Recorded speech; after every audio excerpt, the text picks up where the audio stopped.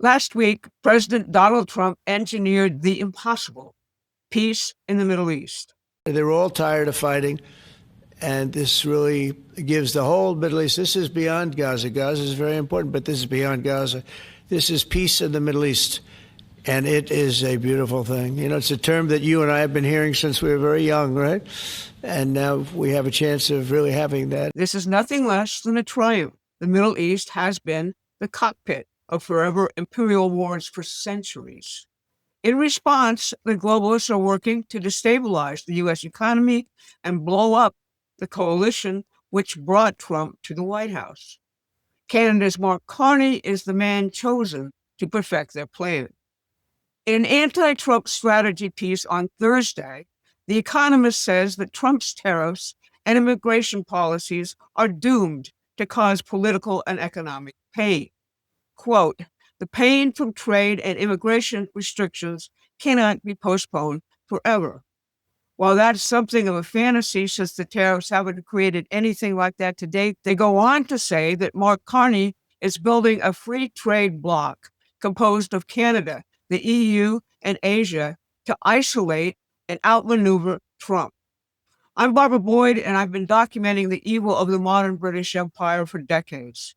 If you follow our updates and appreciate the facts and direction we provide, please like and share this one. It increases our reach with YouTube. Today, I'm going to first talk about Trump's Mideast peace breakthrough and some surprising developments in the Ukraine war.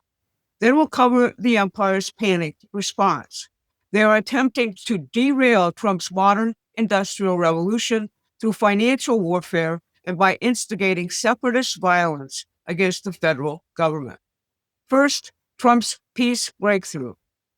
Ever since Trump's precision attack on Iran's nuclear facilities, British intelligence has circulated the line that Trump is an abject servant of Benjamin Netanyahu. Just look at this headline from the British Foreign Policy Shop, the misnamed Carnegie Endowment for International Peace. Netanyahu's dangerous power over Trump, they say. This line targets critical parts of Trump's political base, Arabs throughout the country, and particularly Michigan, and the huge swath of anti-war voters, particularly young people, who voted for Trump in droves. If people knew about the Abraham Accords from Trump's first term, they would never have believed this lie. They would have known that Trump is widely respected in the Arab world because of his work for peace in his first administration, and he's nobody's tool. That's the problem they have with him. According to the reporting, Trump lined up the Arab states for his new plan at the United Nations when he spoke there on September 29th. Israel was not invited to that summit. He then forced the peace on Benjamin Netanyahu. The rapid pace of this development shocked the political pundits. How could three real estate guys, Trump, Steve Witkoff, Jared Kushner, pull off a peace deal when professional diplomats had failed for decades? Maybe it's because these guys haven't been brainwashed in the art of diplomacy as practiced by the British Empire in London or at such outposts as Georgetown University or the Fletcher School in the United States. President Trump will be in Israel on Monday when the hostages are scheduled for release. Then he will go to Egypt for an extraordinary conference of world leaders to secure the next steps in the peace process. That meeting will have leaders of foreign ministers from Germany, France, the UK, Italy, Qatar, the UAE, Jordan, Turkey, Saudi Arabia, Pakistan, and Indonesia. As of now, Israel is not attending. Meanwhile, Trump's accomplishment has forced even his enemies to come forward to congratulate him. Barack Obama is an example. Obama praised the peace breakthrough, but couldn't muster the courage to say Trump's name. He probably attributes the success to his buddy, Tony Blair. Blair, who is the author of The War on Iraq and other post-9/11 forever wars, is trying desperately to create a big role for himself in these peace negotiations. On Friday, when the Nobel Peace Prize was awarded to the Venezuelan opposition figure Maria Corina Machado, Russian President Putin blasted the Nobel Committee for not giving it to Trump. Putin said the Nobel Prize was discredited. He noted that it had been awarded to people who had done nothing for peace. It didn't directly name Obama, but Barack Obama was awarded the Nobel Peace Prize even before he took office.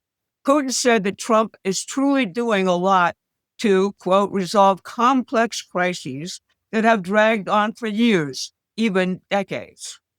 Volodymyr Zelensky, on the other hand, said Ukraine could only support the prize for Trump if he provided Ukraine with Tomahawk missiles to strike deep in Russia. Do you see the irony here?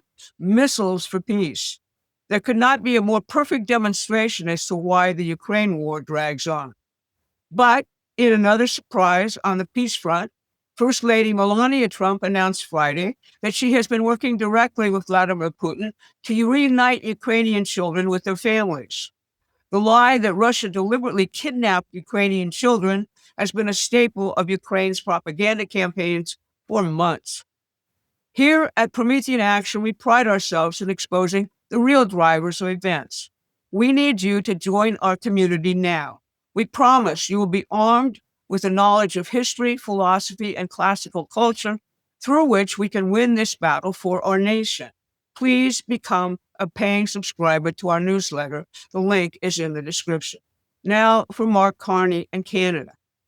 The Economist of London spilled the beans last week on aspects of their plan to economically destabilize the United States.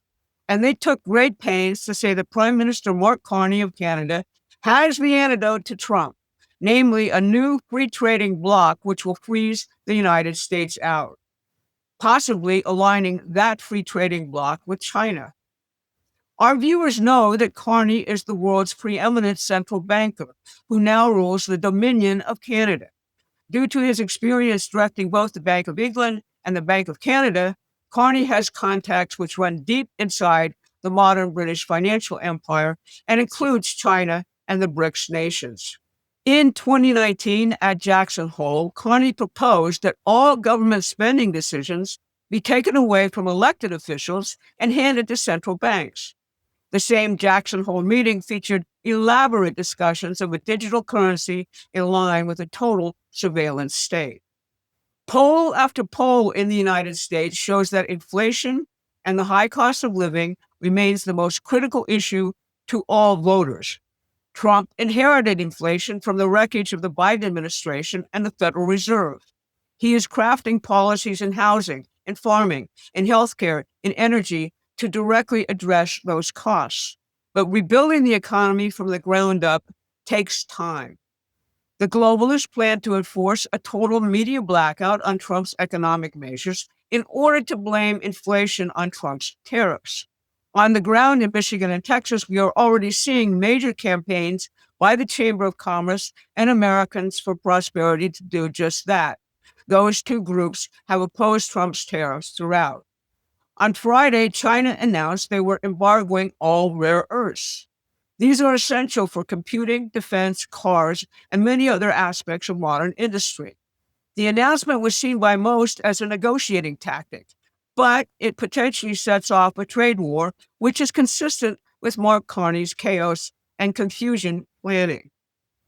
Carney also plans to use the countries that form the old Trans-Pacific Partnership Free Trade Agreement, along with the EU, as a free trade bloc in opposition to the United States. Those 12 countries are Australia, Brunei, Canada, Chile, Japan, Malaysia, Mexico, New Zealand, Peru, Singapore, the United Kingdom, and Vietnam.